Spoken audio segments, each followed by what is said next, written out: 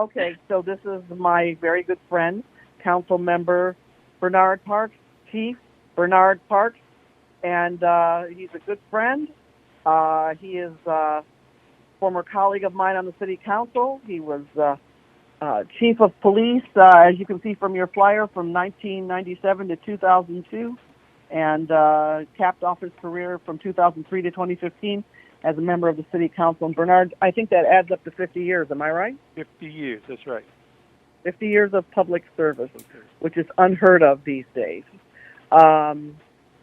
He was the former chair of the Budget Committee for the City of Los Angeles, and so he understands what it takes to not only run a major police department, to run a major city, and how budgets are made, how monies are allocated, and what it takes to run a public safety program. Our topic tonight is how can law enforcement and police departments be changed to improve the criminal justice system for people of color. And I had a chat with him earlier today about the topic and about the issue of de-escalation and what Black Women for Positive Change have been working on for years and years and years. And I think he has some very interesting historical perspectives to share with us. And so, Chief, Councilman, if you could maybe talk for about 10 minutes, and then folks are going to ask you questions. Okay. In the sense of dealing with de-escalation and the use of force primarily, one of the things I've learned in my time on the department is that, and after that, is that often there's a belief system in the community that if a order or a law is passed, that is automatically going to be adhered to. And where the breakdown often is not in the training or the policy. What the breakdown is generally is the accountability as it relates to officers' actions and how they're dealing in the public. And the issues that you run across is that there certainly is a effort by unions to support their employees. The civil service certainly puts a list of responsibilities, but all of those can be overcome if you have a chief that's willing to basically move forward and run a department that is disciplined and that people are responsive. I tell people that in my 40-plus years in LAPD, I was responsible for firing over 140 officers who were all in civil service. So when people tell you you can't get rid of officers in civil service, that's not true. The issue is how do you put things in place to ensure that accountability is being asked of them well before they get into the most publicized shooting or they're on TV and do something that really is offensive to everyone. It's how you manage them on a day-to-day basis. It even starts with how you deal with officers' accountability and their language towards the citizens, how they conduct themselves in public. These are the things that allow, if not held in check, give them the impression that they can basically ignore people's rights and they can ignore the guidelines that are set up for more significant things such as use of force. And I think what's also important as you look at this on a national basis is that there's 18,000 police departments in the United States, and all of them are at various levels of addressing issues in their city. All of them are not at the same point of sophistication as it relates to how they address issues.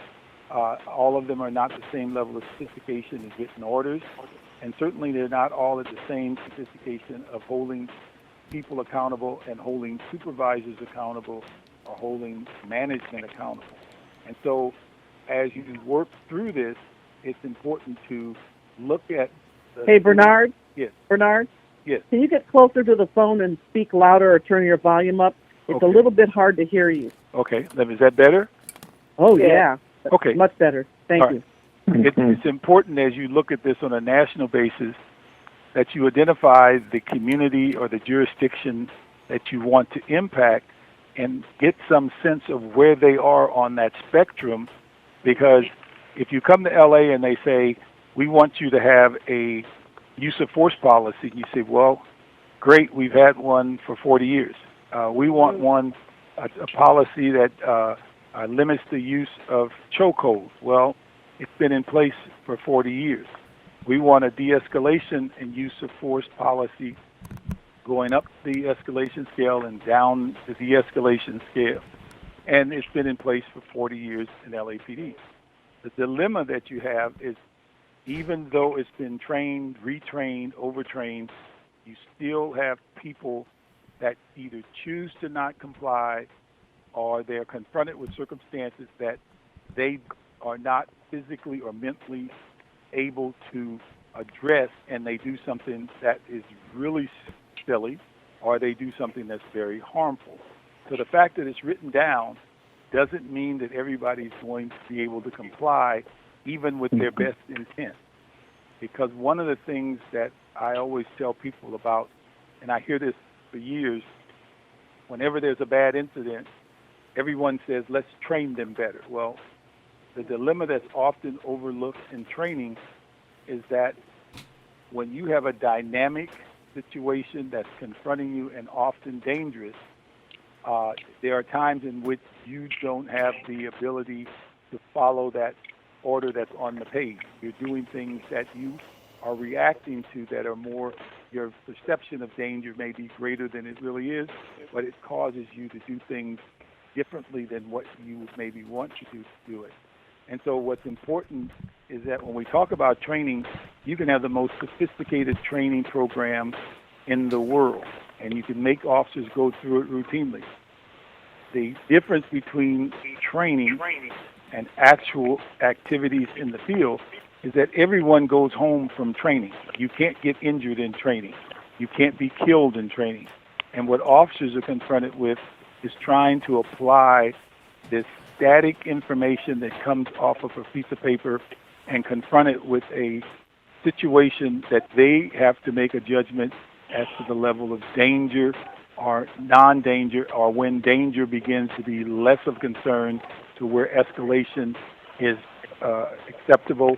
These are things that are the difference between assessing what you put in a classroom, what you may make real live type of circumstances for officers to be trained, but can you then expect them to apply it when you have that added element of danger, which they have no control over? And I think that's the dilemma that we have in law enforcement, and you'll hear people say, what can we do to make sure this never happens again?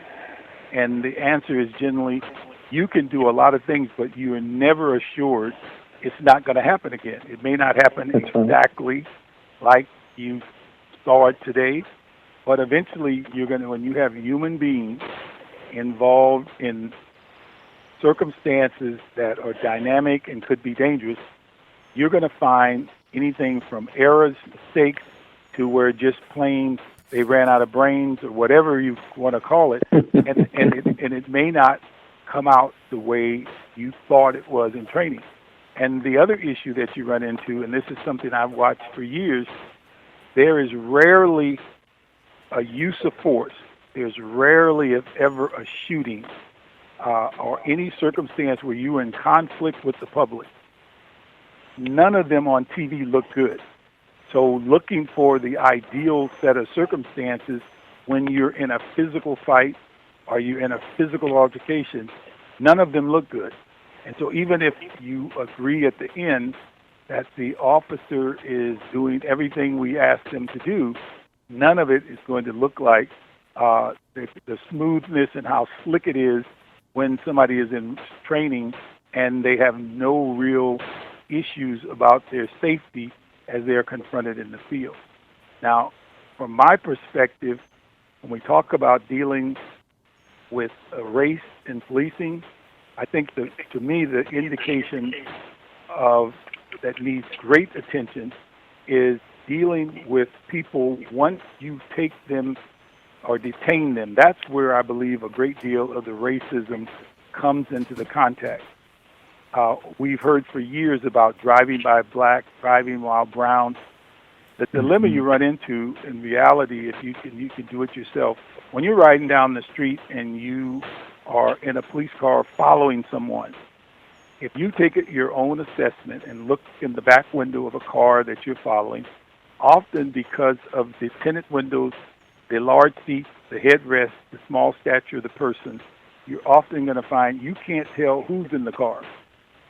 So the key is the discrimination starts generally once you get the person stopped, and people then begin to take actions such as get out of the car, sit on the ground, I'm going to handcuff you, all of these things that may not be appropriate and are different often when you find different communities. Certain communities are not treated that way. When I was the chief of police, one of the first things we did is made it prohibited to take a person out of their vehicle and sit them on the curb. Not only is it dangerous for them and you as an officer, it is, in my judgment, it's a situation that is inappropriate and it's demeaning. And that's the kind of thing that you try to take out of that equation so that officers are not treating people differently, nor are they punishing them unnecessarily. And the message that we gave to officers is that anytime you stop someone and you feel sufficiently concerned enough that you take them out of their car, then you should put them in your police car in the back seat and let them sit there, and if you need to cuff them, you can.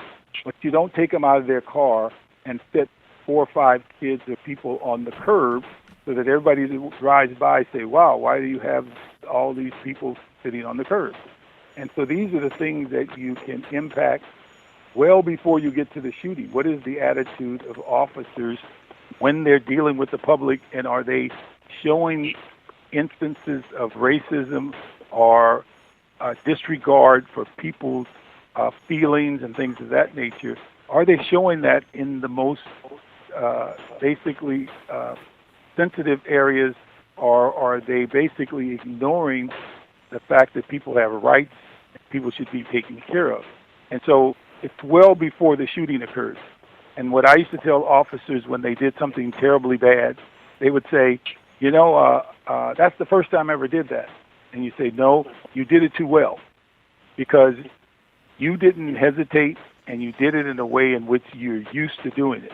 And so therefore to tell me that you did it for the first time, that's not believable. Because if you were doing something that you felt unfamiliar with for the first time, your actions would dictate that. You would do it in a hesitating manner. You would appear to be unsure of yourself. But when you do something that is so refined and where you decide that you're going to take somebody's liberty or you're going to take their life, then those are things that you must be looking at and see just how well an officer can function in a general society. And that's a real important message about an officer's. This is something you hear people on television will say, if I did the same thing that officer did, I'd have gotten arrested. And you say, you're right, because most police officers, by their state penal codes, are given powers that allow you legally to take people's their life or their liberty. Regular citizens do not have that power. So when things occur and you have people saying, I'm an everyday citizen and I want officers to be treated like everyday citizens, the penal code or the local state jurisdiction gives them powers because they can stop people. They can make probable cause arrests. They can basically assess danger. They can use force all the way up from a voice command up to deadly force. Those things aren't available to everyday people.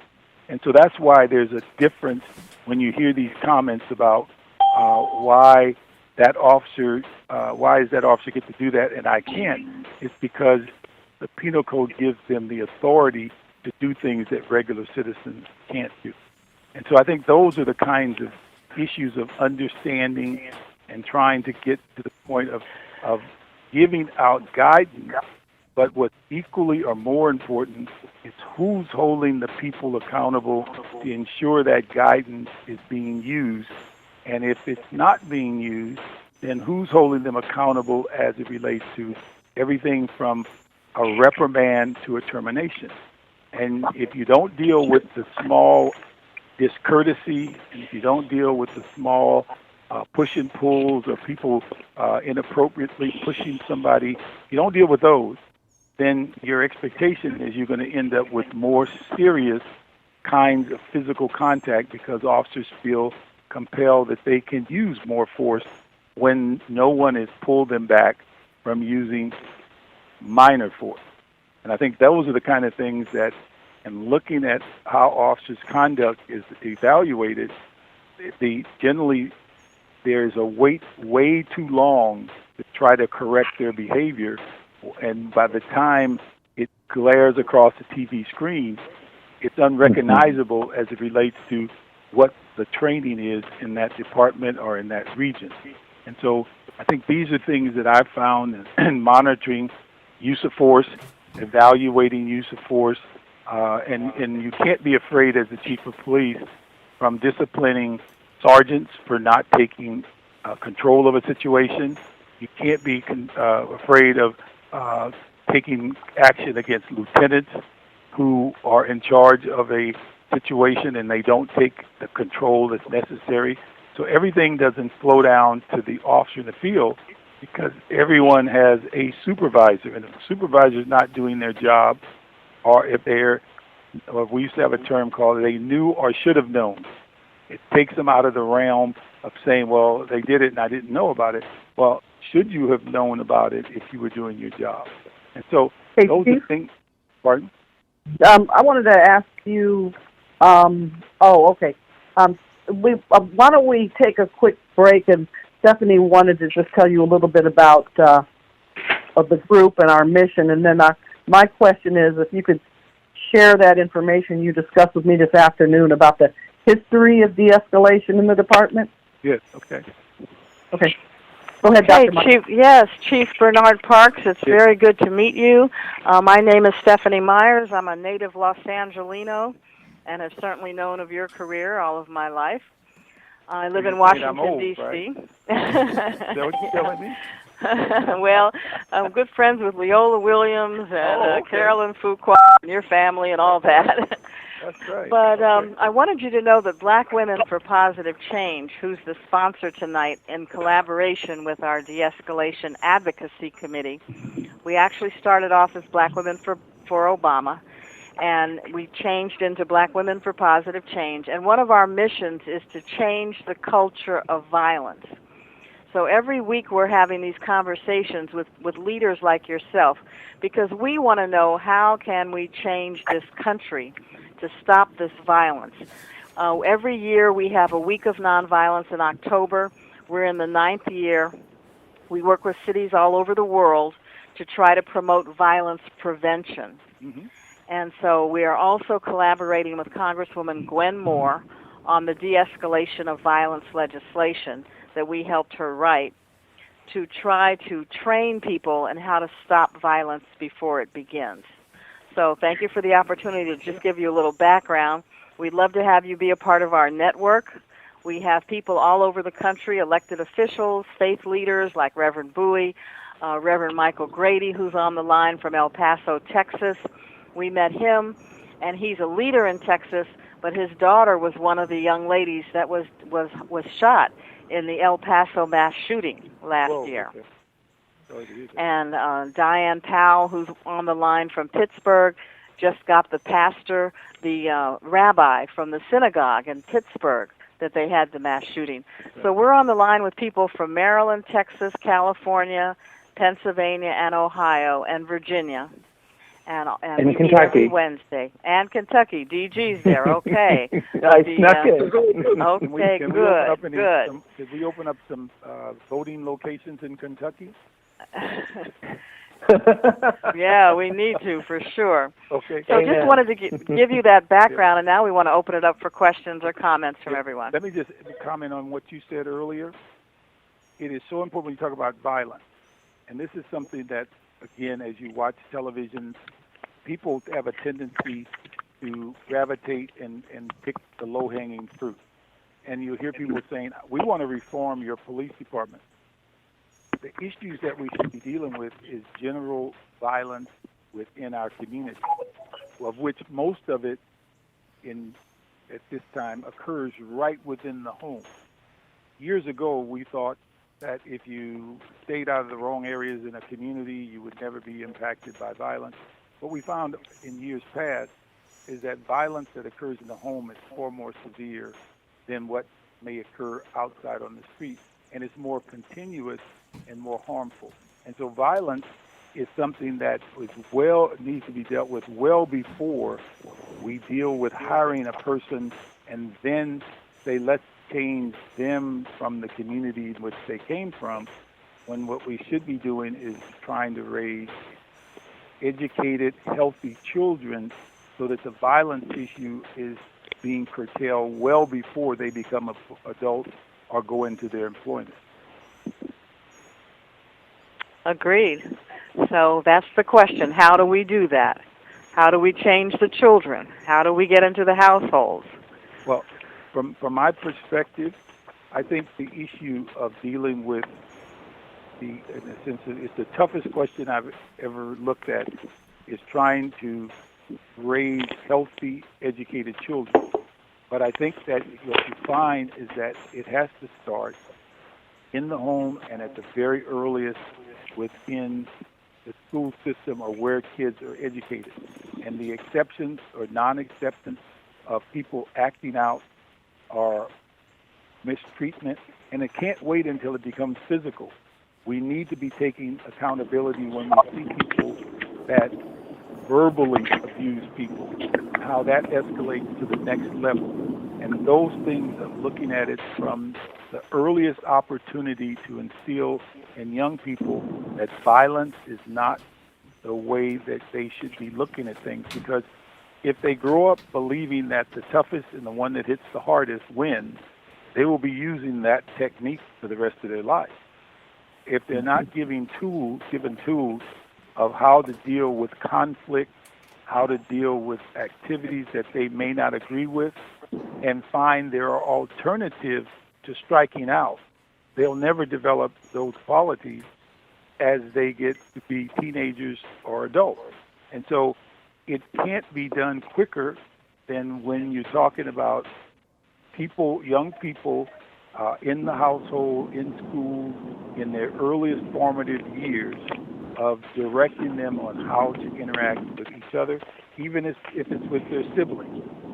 It can't be tolerated that the answer is to strike out because I'm upset or I don't like what's occurring. And then that's the same behavior that's modeled.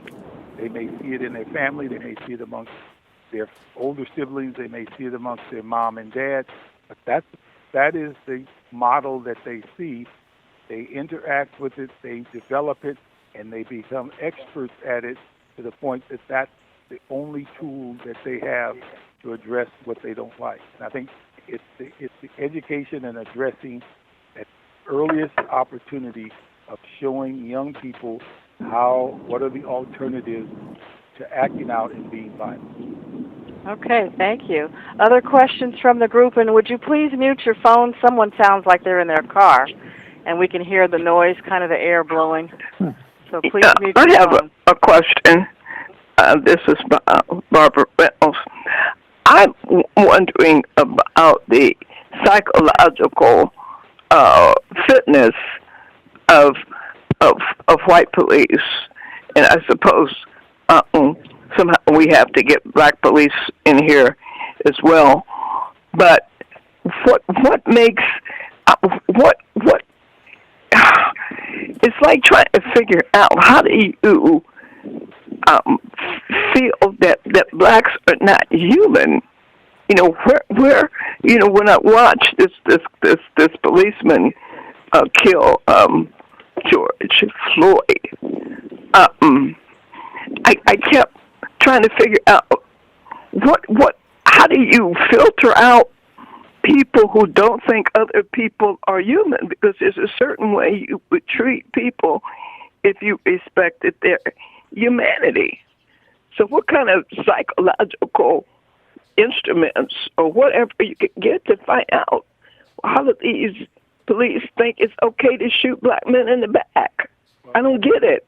Well, I think it starts well before that. I think when you go back, and if I'm accurate, they said that the officer that was involved had multiple complaints in the community that dealt with poor treatment of the public.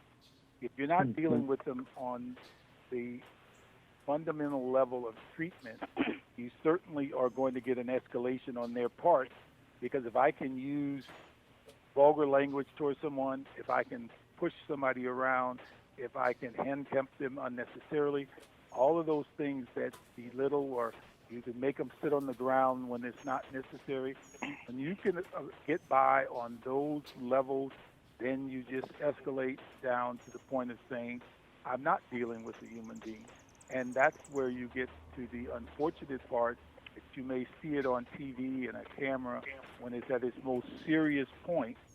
When, if you go back in that officer's career, there are probably multiple opportunities to correct his behavior or get rid of him well before you got to that point. And if you don't do it, if you allow it to continue, it will come back to haunt you. Because my judgment as a chief of police is that none of these officers that seem to be kept around just because they're good friends and buddies with each other, none of them are worth the trauma that the department goes through when they do something really bad. And so you have to look at things in a sense of saying, for the betterment of the community and the betterment of the department, you get rid of people that show that they do not have regard for people, or they don't understand their job, or if they're reflecting an attitude of violence when it is unnecessary. And so it's a matter of, if you're not taking care of it at the lower level, and you're not restraining people, and you're not training them on how you want them to act, then they're going to act out as they see fit. And so the thing with Mr. Floyd wasn't the first time somebody got mistreated in Minneapolis by that officer. I think he had, 17 complaints?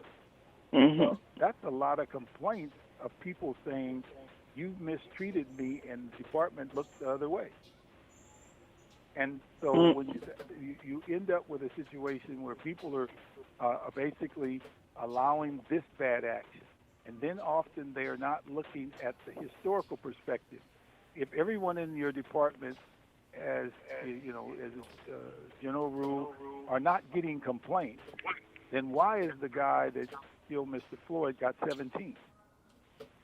And so that's got to be something that twerks your interest and begin to see the patterns that the person's involved with. And there's a lot of things you can do. You can say, Officer so-and-so, you're never going to go back in the field. I may not be able to terminate you, but you'll never be in the field. You're not going to get in a police car. You're going to work an assignment where you have minimal contact with the public. Those are the things that make officers realize that if you don't want to be in that situation, you will not do the things that bring yourself to the attention of the administration of the department. And I can tell you that without even knowing what happens in Minneapolis, it's a very similar thing. When I took over as chief of police and we terminated so many people, there were people that had been around, had done things over again, and you finally have to say, they don't get another chance. And you don't have to be mad at them. You don't have to be upset with them. You just have to tell them you forfeited your right to carry a badge, and you move on. But none of them are worth saving if they're doing bad things to people in the community. And you can't justify bad things because you believe the person is doing bad things. You don't mistreat people just because you can. And I think what also is ignored in many instances on public safety and law enforcement, your job is really to protect the rights of everyone. You're not there just to take people in custody and protect the victim. You got to make sure that suspect's rights are being adhered to, because they're also part of the community and part of the criminal justice system. And when you lose sight of that, then you lost sight of a large part of your job. So, are there other questions? Because I have one. There's a lot of talk about de-escalation and defunding police departments and things like that. And I wondered if you could just share your perspective from a historical perspective about de-escalation and policies over the years and where you think the direction could go now. Yeah. Well, generally, I think if in my history going back in LAPD, de-escalation, you may remember a case called the Eula Love case in Los Angeles 40 years ago. Mm-hmm. A young lady was shot and killed over a dispute of just having her utilities turned off, and the utility company called the police, and the police came out, and the person, Eula Love, had either a knife or a screwdriver or something, and supposedly she reared back to throw it, and the officer shot and killed her. That changed the entire issue of force in the city of LA, in which it was a complete revamping of it, and this is under Tom Bradley when he was mayor. And that, speak up, please, Chief. Okay, that whole system was put in place and has been refined over time, up to even on recently when Charlie Beck was chief of police. They refined the wording and talked again about de-escalation to where it gave the steps that you didn't have to follow them one by one, but that you escalated as to you see the danger, see a weapon, you look at the tools that you have available, what are the alternatives, but when that danger is gone, you escalate back to keeping yourself safe. And the whole escalation has to do with how you protect yourself by using the available cover. Do you stand behind the car door? Do you use the side of a building? Do you use the kind of things that put you out of harm's way? And so you can't just play cowboys and Indians and go out and do something and then say, oh, it was dangerous. Key is, in the LAPD, you could be terminated for having very bad tactics without using use of force. And so that escalation is important to let people know you must assess the alternatives. You must assess whether a beanbag works, whether a taser works, whether you standing behind the wall and barking out communications to a person. Does that give you time to look at alternatives without using deadly force? And then in the last resort, deadly force is available. But again, it doesn't mean you get to use it well before the danger reaches there. And so it is important to talk about it and continue to work at it and train it. But again, you don't want an officer to go from 1 to 10 on a matter of because, quote, they felt threatened. The whole issue of feeling threatened, it must be justified, and your actions and what you see has to be justified by a common person's view of the circumstances. Otherwise, you can just walk around with your gun in your hand and say, I feel threatened, I feel threatened. You must be able to justify what that threat and how real it was. I just dealt with a case from 1999 and in an evaluation where an officer shot a person that had a wire in their hand, and he was 22 feet away. Shot him twice and killed him. And he said that he remembered some training he received 10 years prior that said anyone with a knife and they're within 20 feet of you, they're a danger and deadly force can be used. And he said that's never been a part of LAPD training, and it is not something that you can justify just drawing a line and saying he's 20 feet away, he's got a knife. And then they found out later after the shooting it wasn't a knife, it was a piece of wire. And so you must be able to justify what you do, and then you must be able to look at all the alternatives that were available. Did I use the car door? Did I use the vehicle? Am I in a position to where I'm reduced the odds of me being injured? Have I called for backup? Those are all the things that must be analyzed before you sit down and decide I'm going to take the most deadly force available. And admittedly, some of those circumstances get done very quickly, because if you're standing there and nothing's happening and then somebody pulls a gun and fires, you are going to escalate very, very quickly to where you're basically defending yourself. And so these are things that, but in the original question on the sense of going back a step, is that you must deal with officers' behavior well before you become a use of force situation. And if you're not dealing with it, even on the verbal interchange, the discussion, if you're not dealing with it on how people are being treated, how they're being confronted, then you're not really paying attention of how that officer is escalating to the point that they're getting more and more physical, more and more agitated, and using more and more force. Chief, we want to get some more questions, but I would like to ask you, the young people, the Black Lives Matter people, they're just not concerned about some of the nuances of behavior of these police. They just think they're out of order, and they want things changed dramatically. And I mean, and frankly speaking, I'm on their side. I mean, we've seen so many police shootings that it's hard to justify or understand what the heck is going on. What kind of drastic measures do you think there are drastic measures that can be taken to change some of this behavior? Well, if training is not the answer, then what's the answer? No, training is a vital part of it. Holding them accountable for the training they've been given is the part that often is overlooked. But I think when I'm asked that question about what can you do dramatically to change, I don't have an answer for that, because as long as the danger is ever present and you may get injured, you're going to have an element there that you can't legislate out. And so, but I think I also turn it around and I ask people, when they see things occur and if they were in that situation, would they then, if they think they made a mistake, would they be willing to accept that someone has just decided, carte blanche, you get no due process? I think these issues are sensitive, they're serious, they're dangerous, and none of them can be dealt with lightly. And they all require some attention, but the nuances is what makes the issues, in the sense of evaluating them, those nuances are the ones that drive the day. If it was all black and white, you could throw it in a computer and that computer could kick out an answer. But the nuances is what makes it difficult in dealing with life and death circumstances.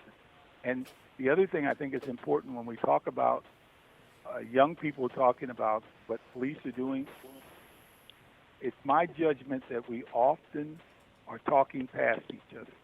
In police work, people are willing to say, what just occurred was an isolated incident, and it's something that we have never had one of those before. And the public has a tendency to lump everything together and say, this is the 13th time it's happened, and they don't differentiate between one was in Arkansas, one was in Alabama, one was in L.A. They just view it as it's the 12th time I've seen a police officer do something wrong. They kind of forget that different jurisdictions, different parts of the country, and they view them all collectively as police. And there's no way that a person in Los Angeles can be held accountable for what the officer in Atlanta did. And the key is those nuances are what makes it a situation that becomes very, very serious and also makes it very difficult to unravel when you're looking at life and death situations. And that's the only time you should be dealing with use of deadly force, is when it's a situation that is imminent danger and life-threatening. It shouldn't be, you shouldn't have guns out well in advance of those two things occurring. Okay, other questions from the group? I know there's some other questions out there. You don't have to be hesitant to ask.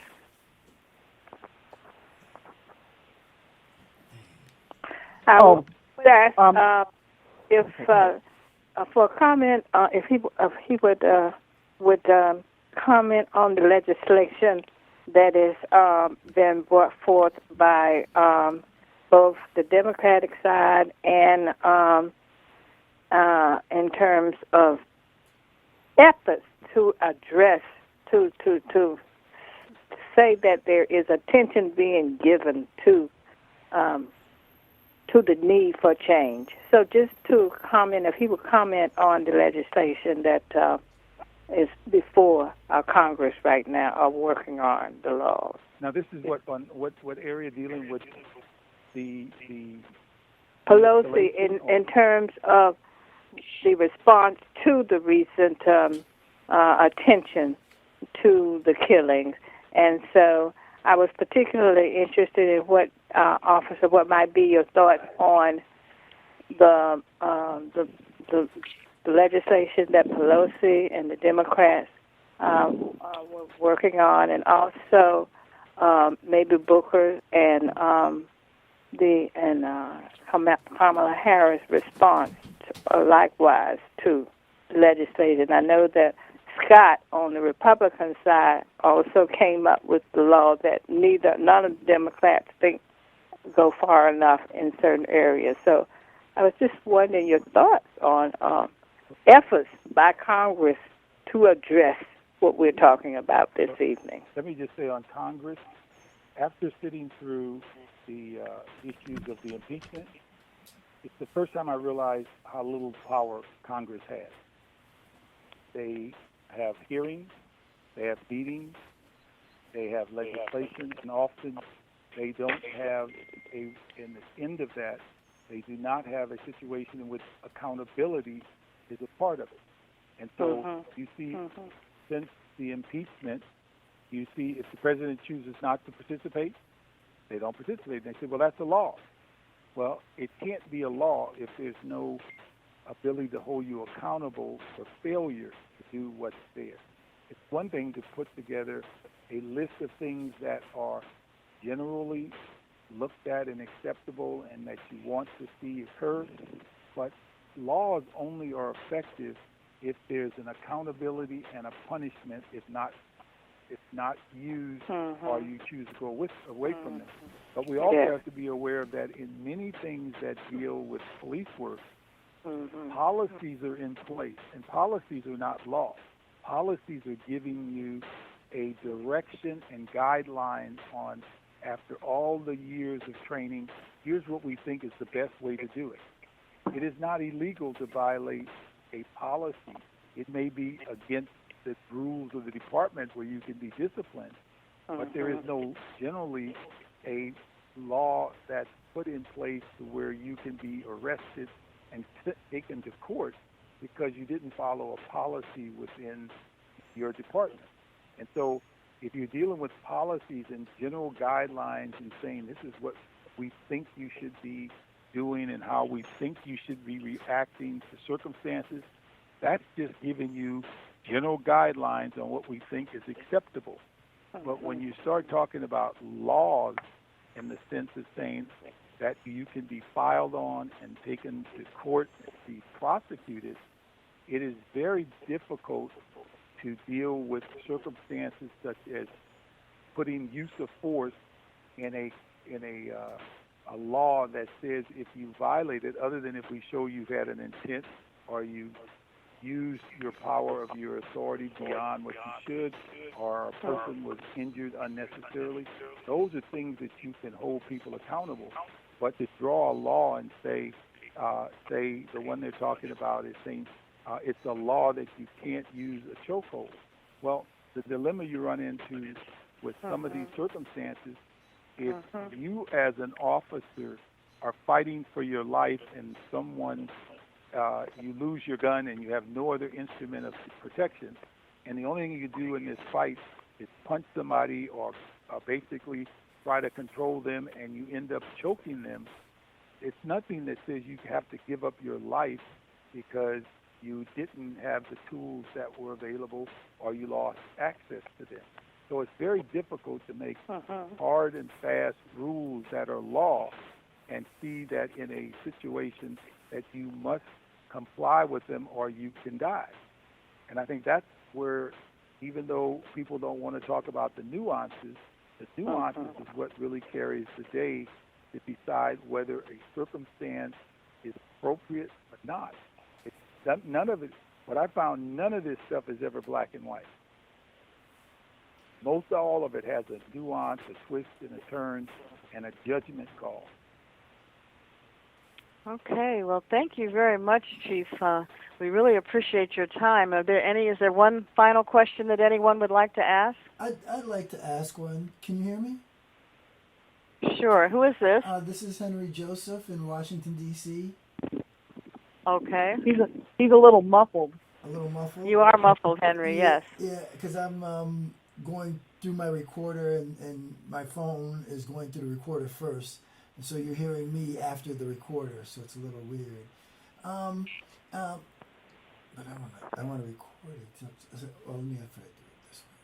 Come on, Henry, Okay, ask a question. How much of the like the FBI recently in one of their reports said there's racism is rampant in law enforcement, and if we see all these different shootings, from people with a wire in their hand to a candy bar in their hand to a woman with a spatula to kneeling on someone's neck, all these people are being killed and getting shot in the back. How much do you think racism, pure racism, like they do not value the lives of some citizens, whereas some citizens they get stopped and they get a ticket and they don't get killed? Is there a way in the police force where you can say, okay, this person's a racist, he's really not going to be, enforcing the law to all the citizens? Is there a way, from your experience, of saying, okay, we have racist police officers and we shouldn't allow them to be in law enforcement? Okay, that's a good question. Well, I think if you as a police administrator know that you have an officer that's racist and that they are doing things that are clearly against your policies, you terminate them. And the issue is that makes it difficult at times is that we're way beyond the era where people put signs up and said you can't drink out of the water fountain. Everything that's done today is very subtle. It's something in which people hide their racism. But I have to tell you that I don't believe when we think about racism, you can go into almost any industry in society and find racism. Anything from the Catholic schools up to the Boy Scouts to city government.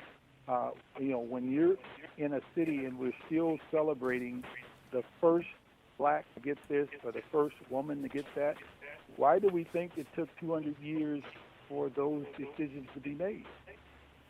These are things that are in general society that's embedded, and because people like the way it is, those that are in charge, those who are responsible, those who have the power, because they like it the way it is, those changes seem to come very slowly. I think we can look at that racism in general society, and that's how tough the job is. It's just not in the airline industry. It's just not in any kind of one industry, because we're not breeding employees. They come to us from the communities in which we recruit them from, and they come with the biases, and they come with the racism that they grew up with. Now, there are those who successfully hide it or find a way not to let it get exposed, but it doesn't mean that their races and the rest of society is okay, because police officers learn behavior from parents, family, schools, all the way through to where they get selected. Now, most departments, if they have a comprehensive background check, they have a way of doing psychological testing in which they basically try to find out what are some of the indicators of a person who may show as a young age at certain kinds of beliefs or activities. That's an indicator that they have tendencies that are either violent or racist. But again, that's generally no better than the instrument they're using. The real issue of finding out people's behavior is generally how you are supervising them once they're in the workforce. And if you're not supervising them and you're not holding them accountable, they will continue to act out their belief system and their vengeance towards certain people. Well, Chief Parks, we appreciate your comment, and I hope that you're writing this down because the racism issue is so real, and what you said, it's all over the society, is real, and the society has to face it. Of course, we worry about it more with police because they're carrying guns, That's right. so it has such an incredible impact. But thank you very much for your time this evening. We really appreciate it. Well, thank you. Appreciate the opportunity, and hopefully we can work together in the future. Well, that would be great. Thank you We'll very be much. calling. Okay. Thanks, Chief. All right. Thank you, Jan. Okie dokie. Yeah, thank you, Chief. So, Stephanie, do we close off? Reverend Bowie? Comments, Reverend Bowie?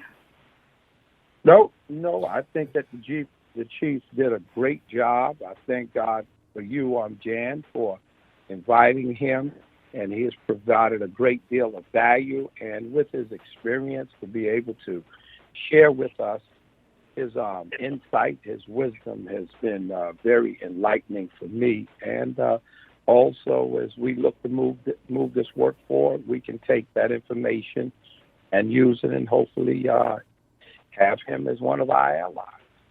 Yeah, he would do. I mean, he'll, take time and talk with you again if you want.